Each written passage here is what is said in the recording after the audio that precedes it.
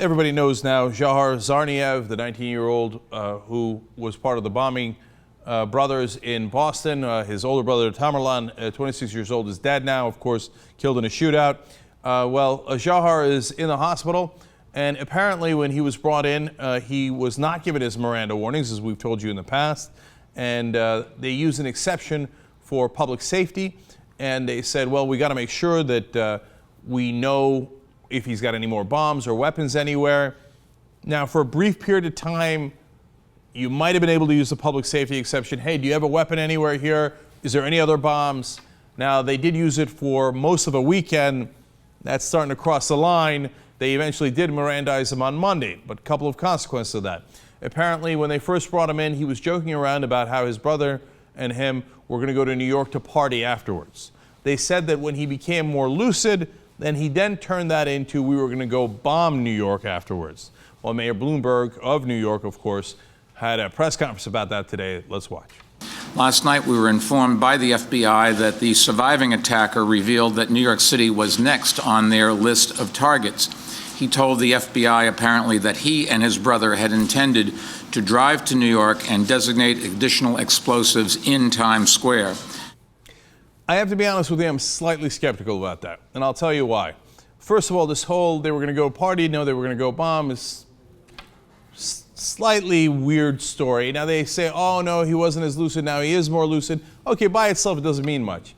But remember, they used the public safety exception for a whole weekend, which is way too long. Normally, if you cops bust into an apartment right before they read you the Miranda warnings, if it looks like you got a gun, they have a right to ask, where's the gun, right? That's the public safety exception. It's supposed to be very, very limited.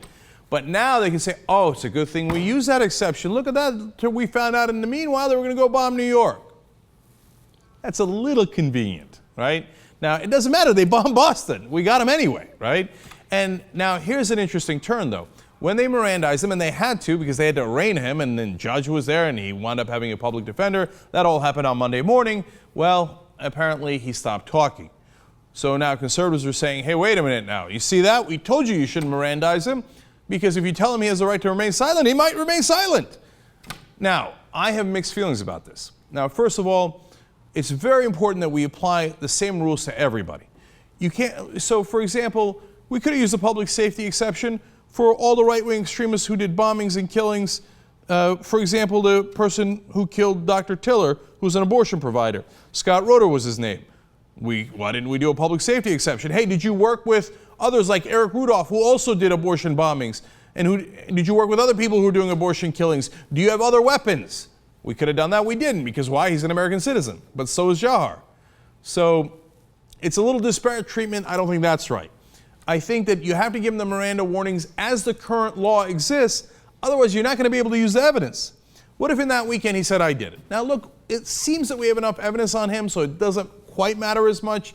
Apparently, they confessed to a guy that they had carjacked. They said they were the ones who did the Boston bombing. They told him that witnesses appears to be rock solid, and plus we've got plenty of other evidence. But think about this. Imagine during that weekend he says, oh, yeah, by the way, I worked with Bob and Ahmed. But you can't, that's fruit of a poisonous tree. You didn't read him the Miranda warnings. This is just, I know, a little legal jargon there, but not much. It just means that you can't use evidence you got in that time against those other guys. Because you wouldn't have found out about Bob and Ahmed if you'd given him his Miranda warnings. That's how a court normally rules. That's a bad idea. Don't do that. I want to be able to use evidence against Bob and Ahmed. Now, the part where I am not necessarily a progressive, just flat out not a progressive on that issue, is that I don't really believe in the Miranda warnings.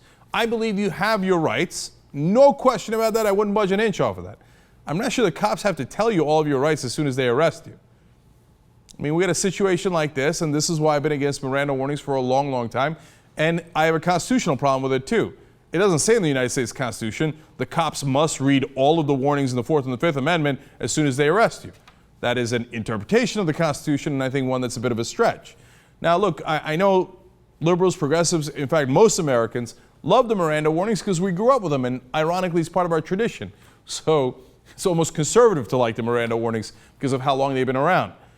You know, and there's a good argument for them that, a lot of people don't know their rights, and then the police can, do different abuse of their rights if the people are not familiar with their rights. But you know what? If they did that, then I would prosecute the cops. So I've never loved the idea of a cop coming in and saying, hey, don't talk to me, don't talk to me. If you're guilty, don't tell me. Yeah, let him tell you, right? But don't violate his rights. That's a totally different animal in my book, if you ask me. Now, I thought that for a long time. So in this case, they read him the Miranda warnings and he goes silent.